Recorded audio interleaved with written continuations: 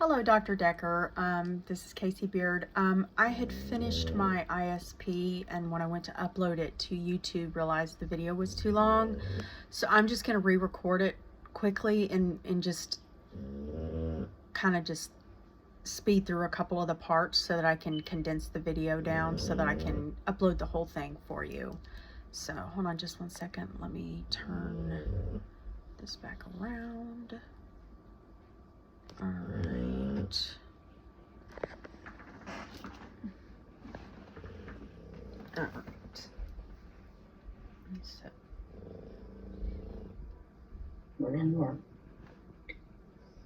Good morning. Morning. How are you doing? Good. Good. It's How have you been? good. Yeah, I've been good. Thank you. Thank you for doing this questionnaire with me. No problem. Dr. Decker, this is my former boss, and this is Mr. Smith. And today he's going to be helping me with our interpersonal skills for handling absenteeism and turnover. This is for HADM 5131 with Dr. Decker. And Mr. Smith, all I'm going to be doing is, you did receive the questionnaire ahead of time? Mm-hmm. Okay, perfect. Yeah, okay, perfect. So I wanted to just kind of go from here and get your thoughts and opinions on your day-to-day challenges with dealing with having absent employees, how you work with them, and we'll just basically kind of just go through the questionnaire, and we can just kind of chat about each question until we're at the end. Does that sound good? Sounds good. I'm ready. Okay, great. So my first question is about absenteeism. Is it evenly distributed among your staff, do you feel? No, the rate of absences for the employees, it kind of changes according to their personal lives and how long they've been with the company. The longer they stay, the fewer days they're likely to take off. The new hires tend to be our biggest challenge. They tend to be the ones that have the least.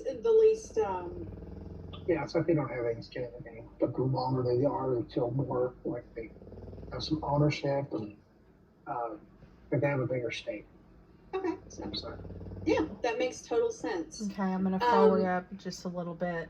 The video's 23 minutes long, so. A lot of times it contributes to the absenteeism because the daycare has strict requirements with sick kids. Well, that's true. Yeah. So that's not the only real issue that comes up. When they're little, they're sick more than they're healthy, so that's, I'm sure, an issue. Mm-hmm. Okay, so do you have employees with situations at home that affect their attendance, whether it would be child care, or bad situations at home, taking care of elderly grandparents or parents? Does that factor into y'all's day-to-day absence issues? Yeah, it's kind of like the work-life balance thing. A lot of workers experience difficulties balancing those responsibilities, and especially those with either really young children or now we're seeing more people that are taking care of their elderly parents or just adults from their family. It's not.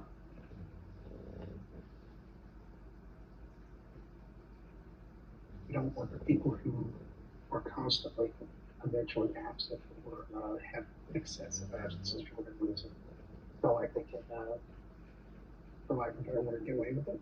Yeah, so no, that makes sense. Do y'all have more like a point system similar to big retail supplies, since y'all are so big in retail, where y'all start building up a point system and then there's a warning, a PIP, and then fire? Yes. Okay. Yes. Yeah, that makes sense. I know that there's several very, very large retailers like Walmart and Target that work off that point system too. Mm-hmm. It tends to work really well for us because we set up those metrics every day. Yeah, it gives them the opportunity to correct their course before it's too late. Right. Okay. All right. right.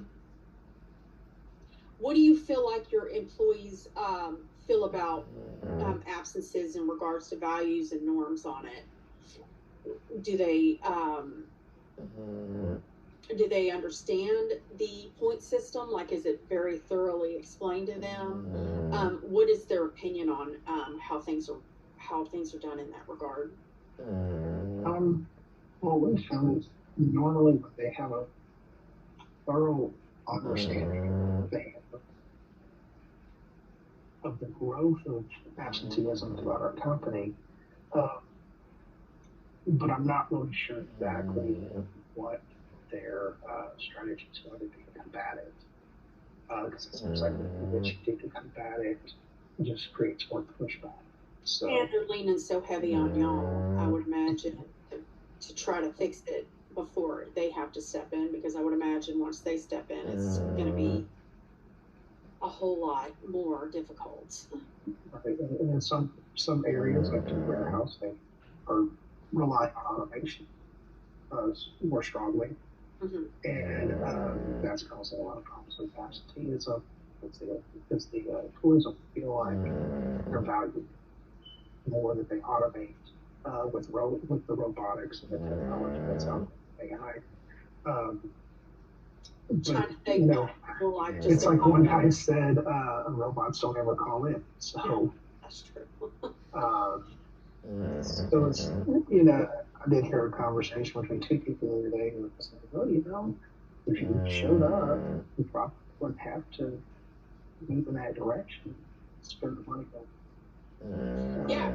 it's true, because at least then you would never have to scramble to fill absences and figure out how to fill in all the gaps, especially I can imagine that during the holidays, that has to be the hardest. One of the biggest problems is loyalty, coming in, working every day, and feeling like they're kind of part owner of the company. You took a lot of interest in it. It's very obvious. So I want to make sure that I kind of answered everything thoroughly for you and everything. So.